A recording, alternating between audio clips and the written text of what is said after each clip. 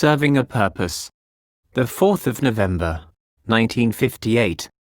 My own motto is, make yourself as good as possible, and everything else will have to follow along in being good. If you don't neglect yourself for the sake of external things, you'll have to be good. So you shouldn't neglect yourself. Develop your inner worth to your own satisfaction. The world says, don't worry about whether you're good or bad, as long as you have money. This is just the opposite of the Dhamma, which says, don't worry about whether you're rich or poor, as long as you're a good person. Your good qualities, if you don't know how to use them, can hurt you. Like money, which is something good, but if you don't know how to spend it wisely, can lead to your ruin.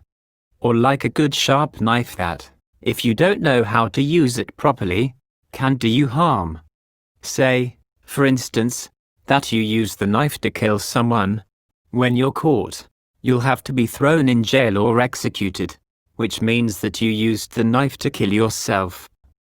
Each of us has 4 kinds of valuables: the goodness of our deeds, the goodness of our words, the goodness of our manners, and the goodness of our thoughts.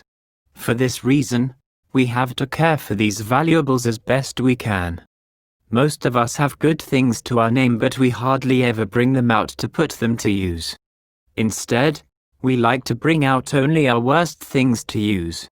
In other words, we keep our goodness to ourselves, and show only our worst side, like the plates, cups, and saucers in our homes.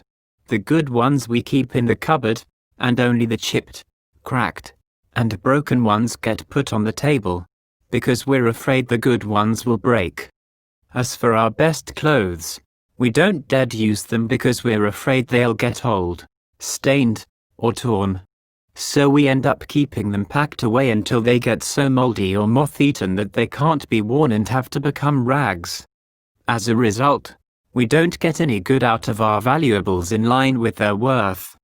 In the same way, if we have any goodness within ourselves but don't put it to use, it serves no purpose at all, either for ourselves or for others, like a knife you keep packed away until it gets rusty. If you finally bring it out to slice some food, the rust will poison you.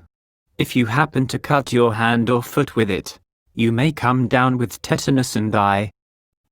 An intelligent person knows how to use both good and evil without causing harm. Arahants even know how to use their defilements so as to be of benefit. When sages use common language, it can serve a good purpose. But when fools use fine language, it can be bad. If they use bad language, it's even worse. An example of a person who used common language to serve a good purpose is Ṭhānisssaro.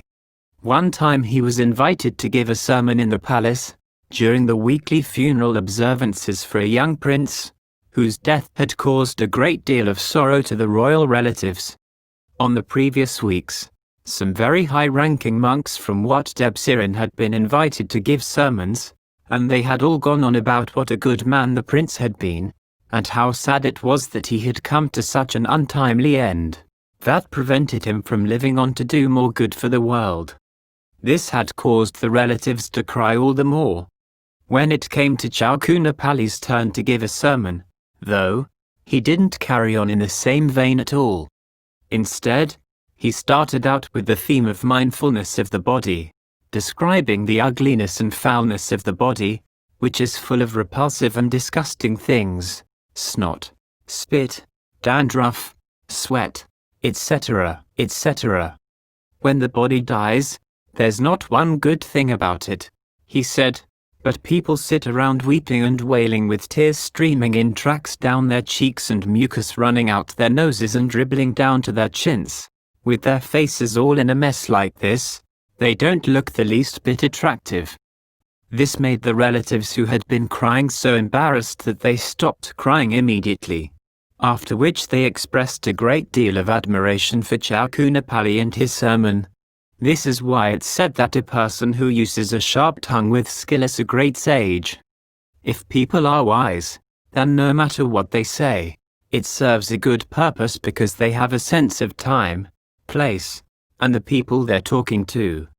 If something will serve a purpose, even if it sounds unpleasant, it should be said. If it won't serve a purpose, even if it sounds pleasant, don't say it. The affairs of the religion are an affair of the heart.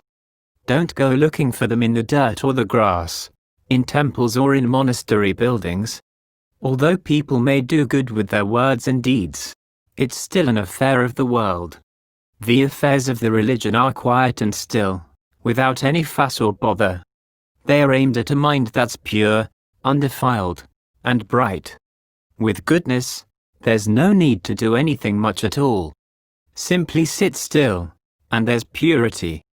Take the example of the little novice with quiet and composed manners, who, as he was going out for alms one morning, happened to enter the compound of a stingy moneylender and his wife.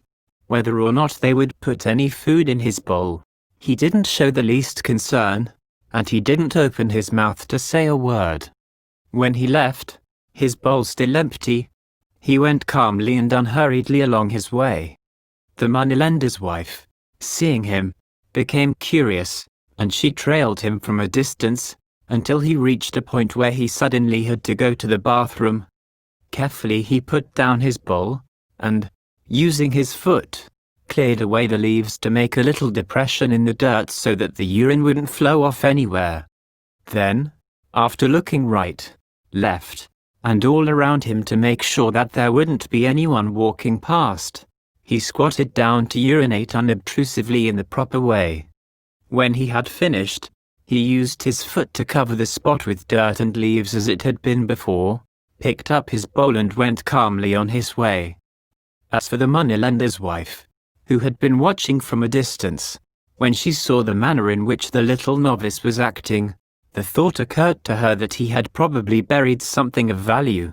So she stealthily crept to the spot, and using her hand, dug the earth out of the hole buried by the novice and sniffed it to see what it was. And that was when she realized that it was urine. The little novice had taken care of his urine as if it were gold. If it was something more valuable than this, she thought, there's no doubt how well he would care for it.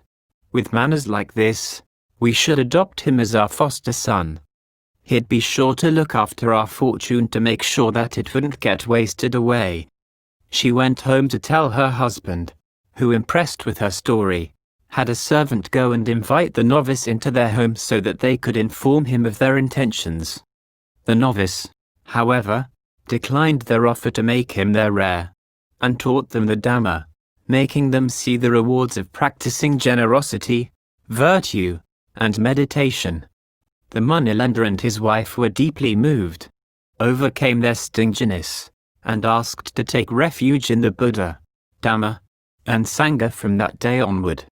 Eventually, they progressed in virtue, meditation, and right practice to the point where they both gained a glimpse of liberation. Afterwards, they made a large donation to build a memorial over the spot where the novice had urinated, as a reminder of the goodness that had grown within them, from the puddle of urine the little novice had bestowed on them that day. The affairs of the religion come down to Sachitta Periodapanung, making the heart entirely clean, clear and pure. Atung Buddhana Sasanung, this is the heart of the Buddha's teachings.